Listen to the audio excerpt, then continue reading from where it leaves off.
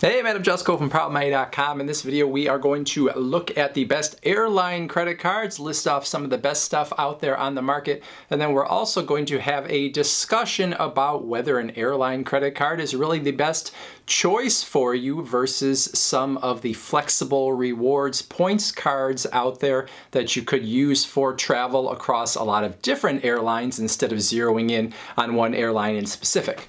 But you came here for airline credit cards and we're going to give them to you. Now, the best airline credit card for any particular person is going to depend on what type of traveler you are. Do you have an airline preference? Do you have sort of a type of card that you are looking for? Some are very points heavy, some are airport lounge specific, all of that kind of stuff. But we're going to get things rolling with sort of a top 5 airline credit cards, and then we'll talk about some more considerations that might help you choose what's right for you.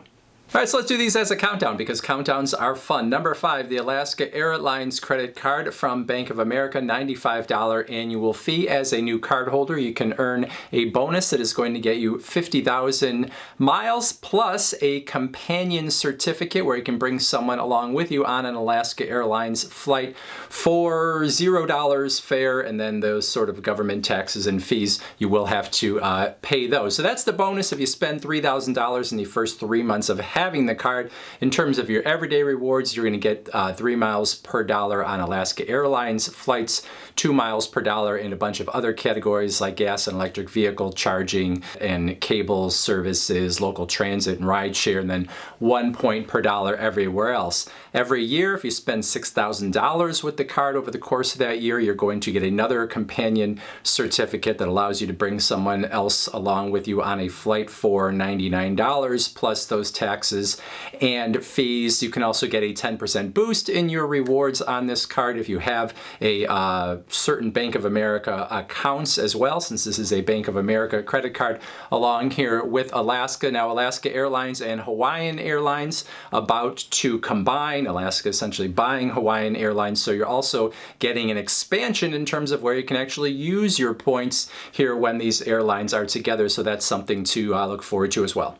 Number 4, the United Explorer card from United Airlines. No annual fee first year, $95 annual fee every year after that. As a new cardholder, you can earn a 50,000 mile bonus, at least as I make this video. If you spend $3,000 with the card in the first 3 months of having it, your everyday miles earnings, 7 miles per dollar on United flights, 2 miles per dollar on other United purchases that you might make, 4 miles per dollar on hotels that you book through United, 2 miles per dollar on other hotels that you book using the card, and then also 2 miles per dollar on dining, 1 mile per dollar everywhere else. Now, you do have a credit for TSA pre-check or global entry on this card. You get 2 United Club passes per year with the card, so you can take advantage at least 1 time per year of the airport lounges from United Airlines. So overall, a decent package from United. If you travel United often, this is a card that you're definitely going to want to take a look at. Number 3, the Southwest Airlines Rapid Rewards Priority Card, $149 annual fee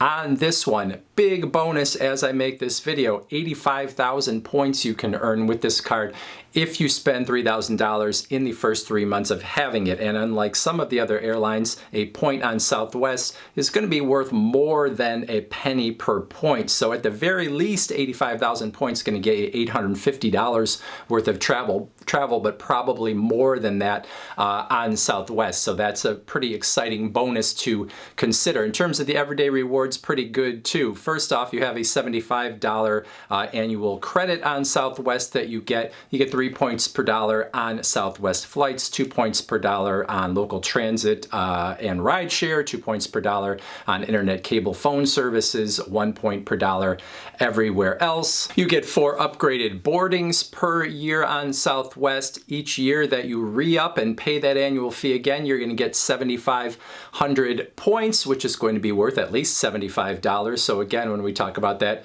annual fee, you can see between the credit and that $7,500 that you would get, get every year, that is going to equal more than $149 in value. And then you also are going to get some points that are going to be good toward status on Southwest, as well as points toward the companion pass. Now, you got to be kind of a big spender with Southwest, or a big spender on these cards, for it to really matter a lot towards status or toward the companion pass. But if you are someone that flies Southwest often, this is a card that you can get yourself a little further along the path. So if you're someone that flies Southwest at least once per year, I would say definitely go with this card. There are two other Southwest cards that have lower annual fees, $99 and $69, but they give you less. Number two, the Delta Platinum Sky Miles credit card from American Express. Now, this card is a $350 annual fee, but I still think it is the best of the three Delta credit cards that are on the market. So $350 annual fee.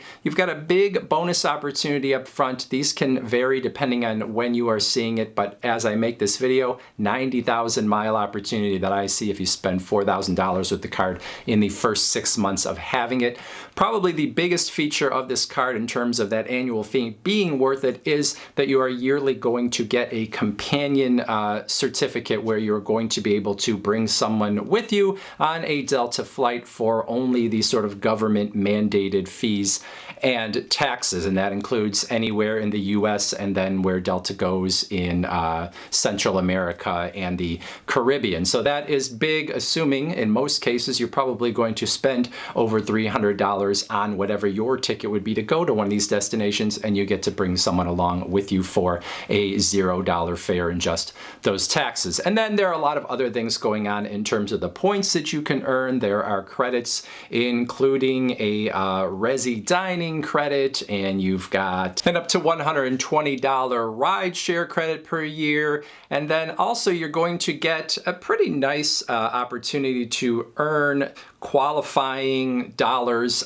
in the Delta status program. So with what you are getting on this card, especially if you are a big spender, you could get yourself pretty close to the silver level, and potentially if you are someone that is already flying Delta on a regular basis, it could push you further up that ladder and get you even higher, so that you're more likely to get bumped up when you're on Delta flights to first class or one of the other levels, maybe beyond what you might normally buy. And now the Delta Gold Sky Miles card, also a card that could be attractive if you are a regular Delta flyer. No annual fee first year, $150 every year after that. Not as much going on with it, but definitely take a look at that as well.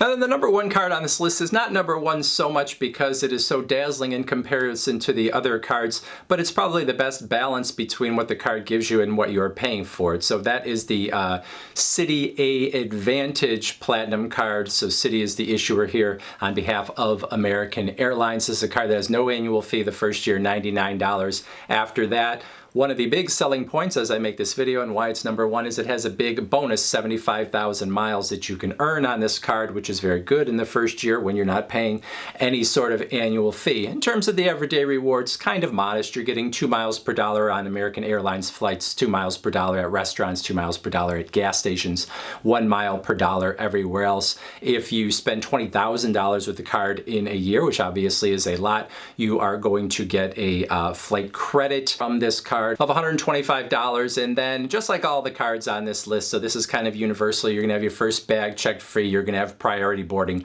all of that good stuff. Now there also is an American Airlines Aviator Red MasterCard that is issued by Barclays instead of Citi. So this is kind of weird. They have two different card issuers. That one, if you spend $20,000 in a year, you're actually going to get a companion certificate where you can take someone along with you for $99 plus the taxes and fees. So sort of a different bonus if you have that card. Overall, the card's not a whole lot different, but if you like that bonus better, you might go for that. Now, I did those 5 cards as a ranking, but you obviously could shuffle them any way you want to in terms of what makes sense for you. I could make the case that that Southwest card should be number one with the big bonus it's giving you and the credits and extra miles that you get every year. I put it a little further down the list because of the fact that Southwest doesn't fly as many places, in particular internationally. So that is a little bit of a ding against it, but that's more of a ding against Southwest than it's a ding against that particular credit card. So again, whatever makes sense for you.